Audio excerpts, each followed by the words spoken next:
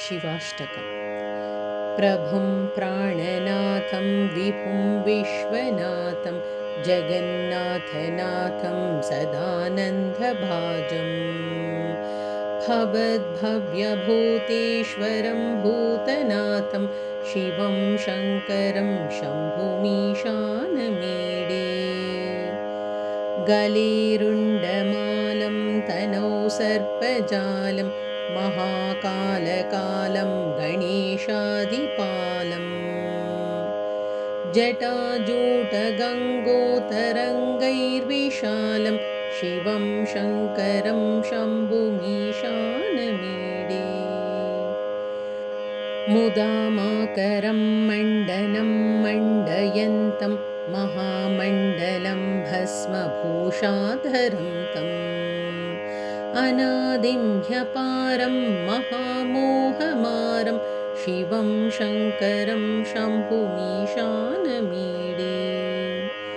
वटाधोनिवासं महाटाटहासं महापापनाशं सदा सुप्रकाशम्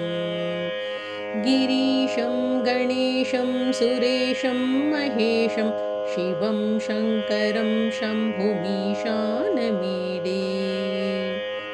गिरीन्द्रात्मजा सङ्गृहीतार्धदेहं गिरौ संस्थितं सर्वदापन्नगेहम् परब्रह्म ब्रह्मादिभिर्वन्द्यमानं शिवं शङ्करं शम्भुमीशानमीडे कपालं त्रिशूलं कराभ्यां दधानं पदाम्भोजनं रायकामं ददानम् बलिवर्धयानं सुराणां प्रधानं शिवं शङ्करं शम्भुमीशानमीडे शरच्चन्द्रगात्रं गणानन्दपात्रं त्रिनेत्रं पवित्रं धनेशस्य मित्रम् अपर्णाकलत्रं सदा सच्चरित्रं शिवं शङ्करं शम्भुमीशानमीडे हरं सर्पहारं चिताभूविहारं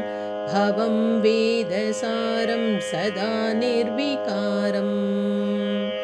श्मशाने वसन्तं मनोजं दहन्तं शिवं शङ्करं शम्भुमीशानमीडे